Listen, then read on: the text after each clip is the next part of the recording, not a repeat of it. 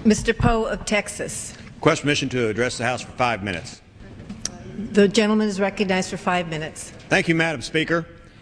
Congress passed an energy bill which should have been called the Anti-American Non-Energy Bill because it punishes Americans for using energy rather than finding new sources of affordable energy.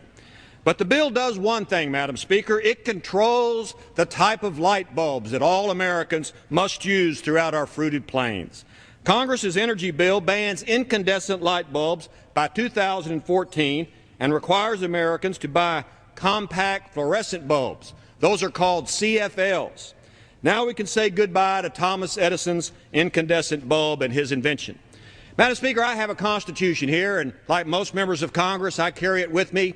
I've read it through and through, but I don't see anywhere in the U.S. Constitution that it gives the government the power to control the type of light bulbs used in Dime Box, Texas, or any other place in the United States.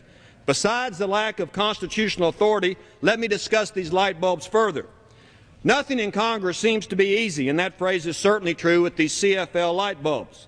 These light bulbs contain mercury, so they have to be disposed of in a certain way. According to EPA rules, you're supposed to take them to a local recycling center. Thanks to Congress, nothing is easy. If you throw them out at home, you're supposed to seal the bulb in 2 plastic bags and place them in the outside trash. Otherwise, the bulb may break and pollute the landfill, of all things. CFLs are made of glass, so they're fragile. If one breaks it or drops it, you have to follow simple rules, thanks to Congress. And according to the EPA, here's what you do if you break one of these light bulbs. And I quote, "Have people and pets leave the room, and don't let anyone walk through the area. We must evacuate the room." Madam Speaker, I continue. "Open a window and leave the room for 15 minutes or more.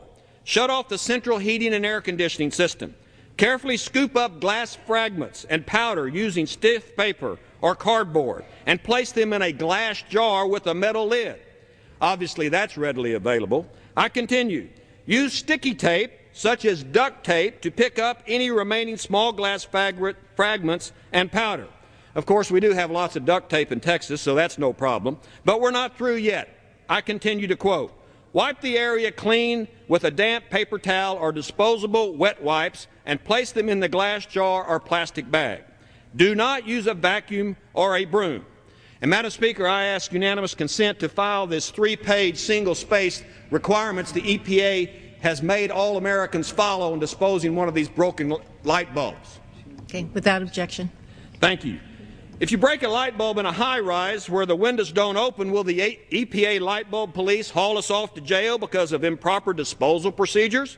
If I drop this light bulb, we would have to evacuate the House of Representatives, according to the EPA light bulb law. Have we gone a bit too far with this nonsense? Thanks to Congress, we're making what is simple very difficult. And besides, these light bulbs are expensive, and using them make fade photographs on the wall. Now, Madam Speaker, I'm going to carefully remove one of these light bulbs from a box that contains all these warnings on the outside. And this is one of those CFL light bulbs that Congress is requiring all Americans to use by 2014. There is more to the requirements of using these. It says here, and I quote, "These light bulbs may cause interference to radios, televisions, wireless telephones, and remote controls." Now we're in trouble for Monday Night Football because we're going to have to turn out the lights so there's no interference with our TV. We can also thank Congress for giving more money to China. This light bulb, it says right here, with all the warnings on it, is made in China. And Madam Speaker, they are only made in China. They're not made in the United States. We import every one of these things. You know, over the past year, we've seen Chinese pet food kill our dogs and cats. Chinese lead paint is poisoning our children. And now Chinese light bulbs that contain mercury can be harmful to our health. Doesn't this bother anybody?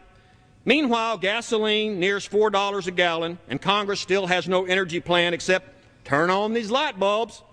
Oh, I yearn for the day when America took care of Americans by developing our own abundant natural resources, like coal and natural gas and crude oil, to provide affordable energy to America. But those days have gone the way of Edison's incandescent light bulb. We might as well turn out the lights. The party's over. and that's just the way it is. I yield back. The gentleman yields back his time.